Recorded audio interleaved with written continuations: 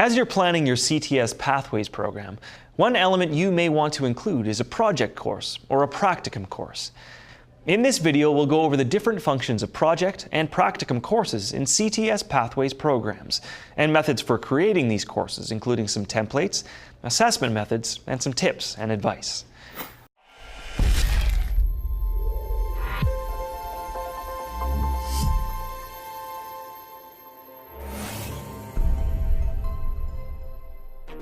For the practicum, we did a volleyball tournament at the Go Center. So I think I reffed 4 games there. And since then, I've reffed a few games junior high level. Well, after I've taken the course, I started working as a volleyball referee, and I've worked a number of tournaments. It's definitely an eye-opener because you can actually figure out exactly what you want to do, like if you want to go into that field or if you don't as well, because we actually do 2 practicums. We go with an assisted living and then an extended care. It benefits you because you're not just like, it's not like a class where you just sit there and you learn the skills, but then you're just kind of like whatever their skills. Like you actually have to go out and like apply them. So like, for example, when you're doing your practicum hours, you go out and you learned about how kids what they should be able to do at a certain age, and then you can go and really apply that. I find it's a wonderful opportunity for so many students. To me, it'd be an essential part of what they need to do to figure out where they're going.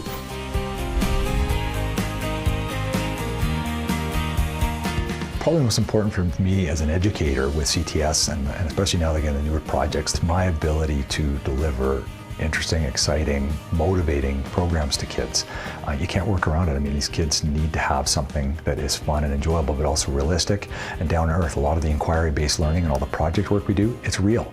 We go out and we do stewardship projects based on the learning that we do, and they drive it. They decide what we do based on the research we gather and the wildlife studies we do, and they say, hey, let's go out and do a river cleanup, which we're going to be doing in a month here. And that's their idea. They take ownership of it, and so for me as a teacher to see that, I mean, that's what you strive for. One of the reasons why I wanted to start this, personally for myself as a teacher is I just see the benefits that are out there. As a teenager, trying to apply for jobs is very difficult. And trying to get experience is very difficult. I just wish I had that opportunity when I was in school. Plus in the process, you're cueing them on how to investigate, how to learn about these things, how to ask the right questions, and be curious. This provides them a fantastic opportunity to both learn a valuable skill while they're in the building and actually gain practical experience in seeing that skill through. It'll also allow them then to lead into other fields and other areas that ordinarily they maybe wouldn't have had. And so they've got some good background into various different options that they can now pursue as they move up the line and into their careers. Here are the basic differences between project and practicum courses. Project courses are about learning project management. They also provide the opportunity to extend the scope of the curriculum outcomes. In project courses, the students learn something related to what they've already learned, but new. Practicum courses are about providing time to practice a skill set needed in order to meet the standards of an external credential. In practicum courses, students develop their proficiency with skills that they've already learned. We'll identify other similarities and differences between project and practicum courses as we look at each in detail. We have so many different ways that kids, when they're the pathways they can choose out of something like this, because we're looking at ecotourism, adventure and ecotourism. With the tourism industry, you're looking at, we're traveling by coach, we're getting on ferries, we're eating out, and our kids are going to build on all of that and look. And the key thing is to get them and keep them asking the questions of the people as we meet them to learn more about not just what they're teaching us, but what their job is.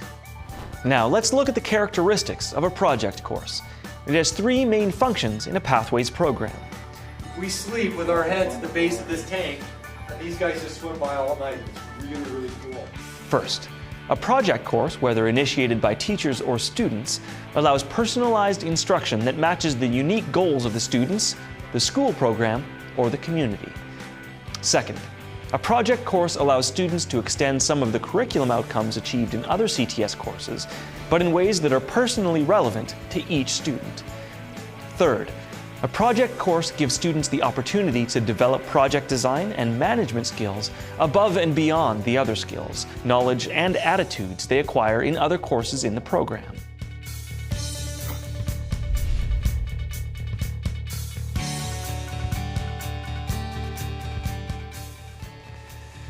While it may seem daunting to create a project course from scratch, there are some steps you can follow that will help you in the creation process. Start by identifying at least 2 CTS courses that have sparked interest in this project idea. One of these courses must be at the same level and occupational area as the project course you're creating. Connections can be made to courses taken in previous semesters or concurrently with the project course. Next, begin developing a learning plan. Identify the outcomes in the CTS courses you chose that support the learning goals for the project. You can use the templates available on the Alberta Education website. You'll find links to the website and some sample templates in the discussion guide. Complete the learning plan by developing a project proposal detailing the purpose, learning goals, timelines, safety considerations, and methods of assessment and evaluation for the project. If this is a teacher-led project, consider involving students in the process as much as possible. As you develop your first project courses using the template, it may be helpful to refer to some exemplars. We've created a few samples to help you out. You'll find them in the discussion guides. Once you've started using the template, you'll see how easy it is to understand and how it guides you through the planning process. Here are a few tips on filling out the template. You'll see that there's space for several outcomes, but it's only necessary to have 2, each from a separate CTS course. The details and rationale for the project only need a brief description, so don't worry about putting in a lot of detail. To help you assess your students' learning, there's a rubric included with the template. Scroll down through the document to find it. Note the emphasis on project and design management skills.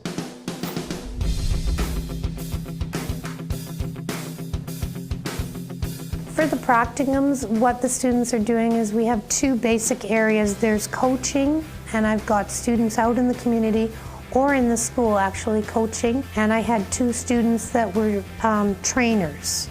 Our students get a full range of not only the courses for credit but also certificates, and that's one of their main priorities here at MAC.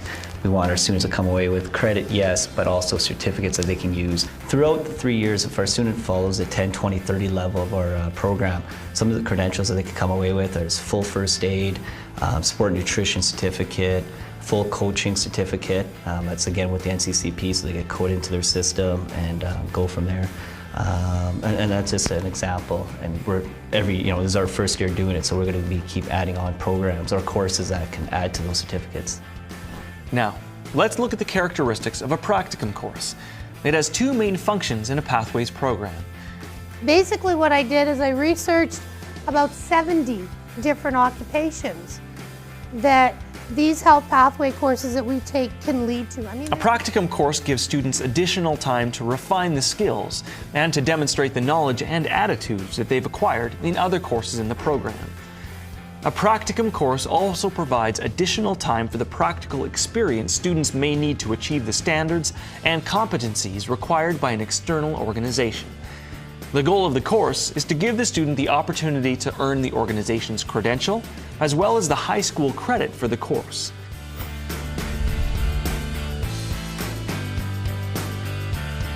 As with a project course, there's a series of steps you can follow to help you create a practicum course. The first step is to identify at least 1 CTS course from the same occupational area that contains outcomes related to skill development. Next, develop a learning plan. You should identify the skills that a student has acquired in a CTS course, but needs more time to practice. As with project courses, there are templates available on the Alberta Education website. Filling out a practicum course template is just as easy as for a project course. Some of the tips apply to both. Keep the descriptions for details and rationale for the project brief. A rubric for a practicum course is included on this template. Scroll to the end of the document to find it. In this case, you'll note the emphasis on personal performance as it relates to the standards of external organizations.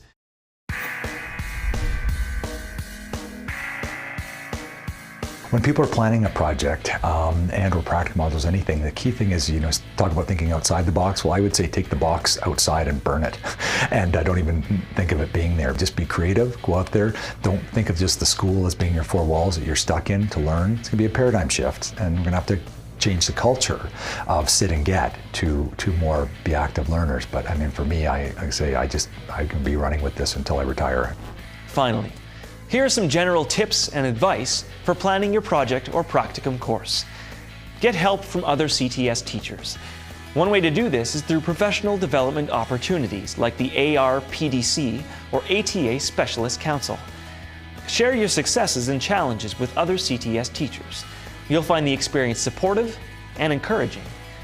Take advantage of online resources. For example, on the Alberta Regional Professional Development Consortia website, there's a series of free, archived webinars you can view to get valuable information and tips.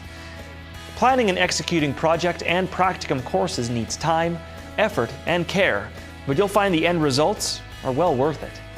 Best of all, you'll be surprised at how easy it is.